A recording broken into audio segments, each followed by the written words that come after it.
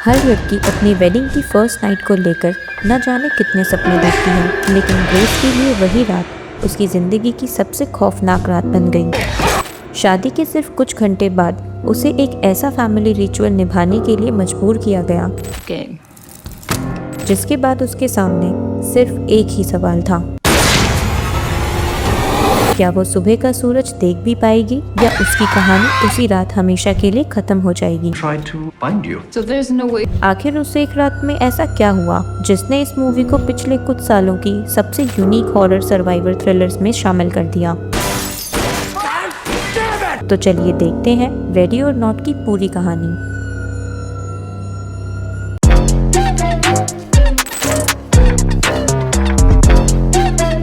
Movie की शुरुआत एक पुरानी हवेली से होती है, जहां एक घायल आदमी तीर लगने के बाद अपनी जान बचाने के लिए छुपा हुआ होता है। पूरी हवेली में लबेल नाम के पोस्टर्स लगे होते हैं और हर तरफ एक अजीब सा खौफनाक माहौल होता है। इसी बीच दो छोटे बच्चे भी किसी से छुप रहे होते हैं। छोटे भाई का नाम एलेक्स होता है।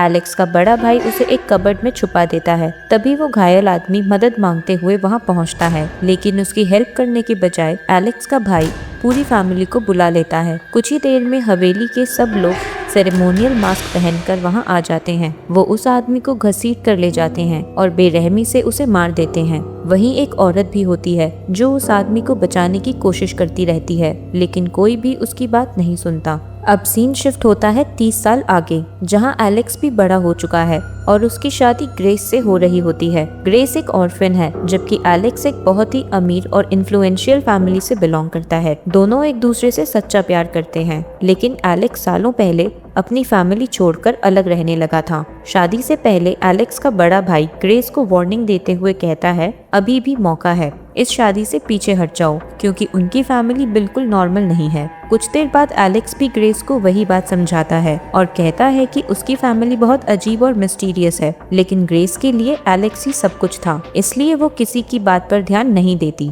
एलेक्स के पेरेंट्स भी ग्रेस को पसंद नहीं करते, क्योंकि उन्हें लगता है कि वो सिर्फ उनकी फैमिली का स्टेटस देखकर शादी कर रही है। फिर भी वो इस रिश्ते को एक्सेप्ट कर लेते हैं, क्योंकि इसी बहाने एलेक्स इतने सालों बाद घर वापस आया था। शादी के बाद जब ग्रेस और एलेक्स अपने रूम में होते हैं, तब एलेक्स की आंटी एक सीक्रेट डोर से उन पर नजर रखती हुई दिखाई देती है। वो बस इतना कहती है कि सब लोग नीचे उनका इंतजार कर रहे हैं और वहां से चली जाती है। एलेक्स तब ग्रेस को बताता है कि उनकी फैमिली में एक पुराना ट्रेडिशन है, हर नए मेंबर को रात 12 बजे एक कार्ड चूज करना पड़ता है और उस कार्ड पर जो गेम लिखा होता है पूरी फैमिली वही गेम खेलती है। ग्रेस को ये ट्रेडिशन काफी अजीब लगता है, लेकिन एलेक्स कहता है कि सिर्फ गेम में पार्टिसिपेट करना जरूरी है, जीतना नहीं। नीचे एलेक्स के फादर उससे पूछते हैं कि क्या उसने ग्रेस को ट्रेडिशन का असली राज बता दिया है। एलेक्स मना कर देता है और कहता है कि अगर जरूरत पड़ी तो वो ग्रेस को लेकर हमेशा के लिए ये घर छोड़ देगा। इसके बाद ग्रेस नीचे आती है,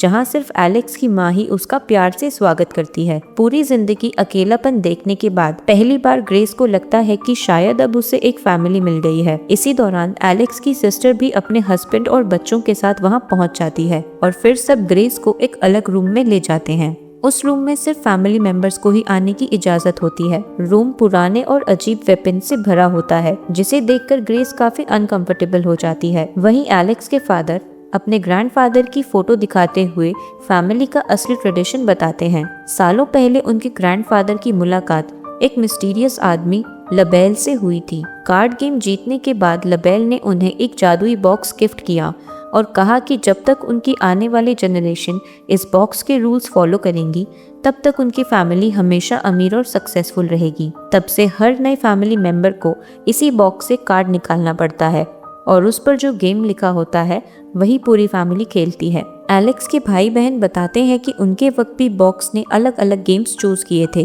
अब ग्रेस की बारी आती है। जैसे ही वो कार्ड निकालती है, उस पर हाइड एंड सीक लिखा होता है। कार्ड देखते ही पूरी फैमिली एकदम खामोश हो जाती है। ग्रेस इसे मजाक समझकर मुस्कुरा देती है, लेकिन सबके चेहरे पर टेंशन साफ दिख रही होती है।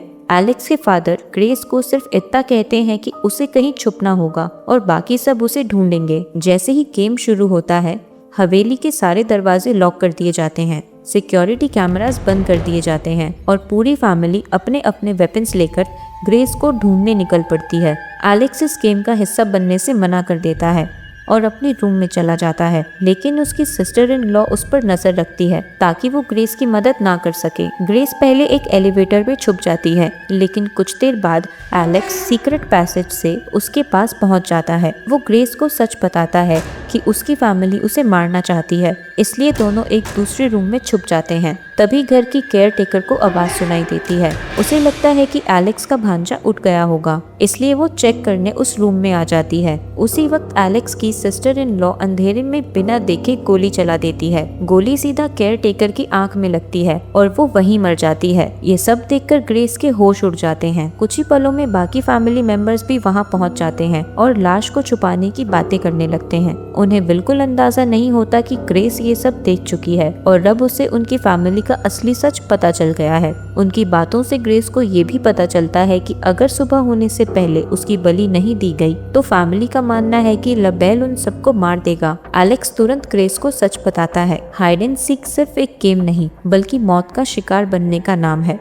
प्लान के मुताबिक एलेक्स किचन का डोर अनलॉक करके ग्रेस को बाहर निकालने की कोशिश करता है, लेकिन किचन पहुंचते ही फैमिली ग्रेस को देख लेती है और सब उसके पीछे भागने लगते हैं। ग्रेस किसी तरह स्टडी रूम में छुप जाती है, जहां एलेक्स का बड़ा भाई उसे मिलता है। वो मानता है कि वो ग्रेस को मारना नहीं चाहता क्योंकि वो उसके भाई की वाइफ है, इसलिए वो उसे 10 सेकंड का टाइम देकर भागने का मौका दे देता है। जैसे ही वक्त खत्म होता है, वो बाकी फैमिली को ग्रेस की लोकेशन बता देता है। फैमिली उस पर गुस्सा होती है और फिर एलेक्स के फादर सिक्योरिटी कैमरास चेक करते हैं। तब उन्हें पता चलता है कि एलेक्स ये सिक्योरिटी रूम से सारे डोर्स अनलॉक कर रहा था। वो सिक्योरिटी रूम का दरवाजा तोड़कर एलेक्स को बेहोश कर देते हैं और उसे बांध देते हैं। दूसरी तरफ ग्रेस फिर से एलिवेटर में छुपने जाती है, लेकिन वहाँ पहले से ही एक डरी हुई मेड छुपी होती है। वो जोर जोर से ग्रेस की लोकेशन बताने लगती है। इसी दौरान एलिवेटर चल पड़ता है और मेड की गर्दन उसमें फंसकर बहुत ही दर्दनाक तरीके से कट जाती है। इसी बीच एक और सच सामने आता है। एलेक्स की आंटी वही औरत थी जो फिल्म की शुरुआत में उस घायल आदमी को बचाने की कोशिश कर रही थी। वो आदमी उसका पति था जिसे इसी रिचुअल के लिए कुर्बान किया गया था। वो बताती है कि लबेल हर जनरेशन में फैमिली के एक मेंबर को चुनता है जिसे अपने लाइफ पार्टनर की बलि देनी पड़ती है। पहले उसकी बारी थी और अब एलेक्स की। ग्रेस भागते हुए स्टेबल तक पहुंच जाती है जहां एलेक्स का छोटा भांजा पहले से मौजूद होता है। ग्रेस उसे डरा हुआ बच्चा समझकर उसके पास जाती है, लेकिन वो अचानक उस पर गोली चला देता है। गोली ग्रेस के हाथ में लगती है। वो सेल्फ डिफेंस में उसे जोर से धक्का देती है और खुद स्टेबल के नीचे बने सेलर में जा गिरती है।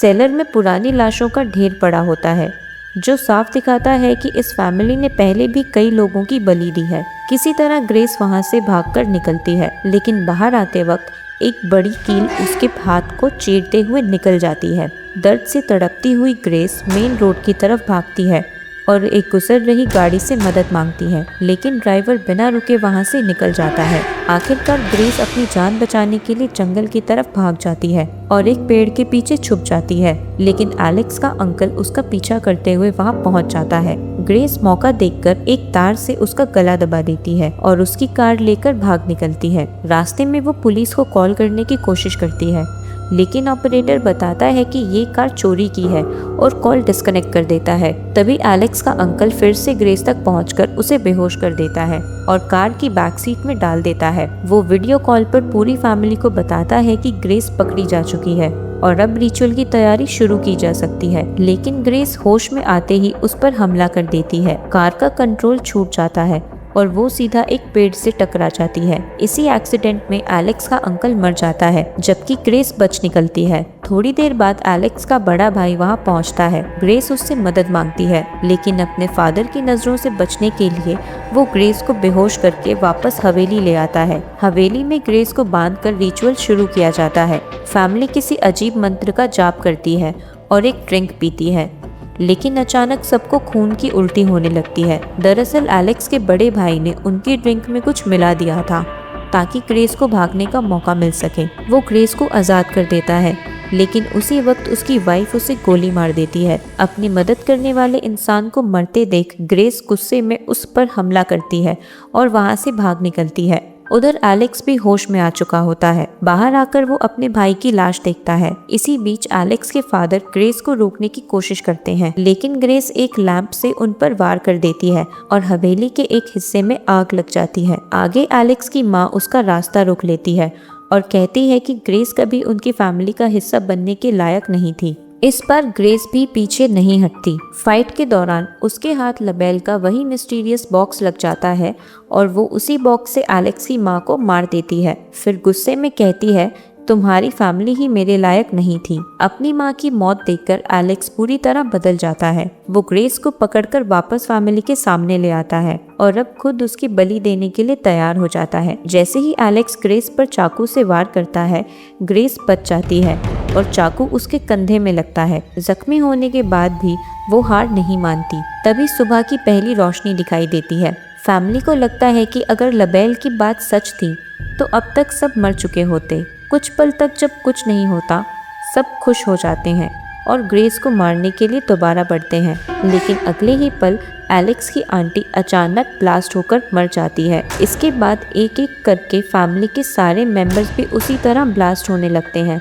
एलेक्स की सिस्टर बच्चों को लेकर भागने की कोशिश करती है, लेकिन वो भी पल भर में ब्लास्ट हो जाती है।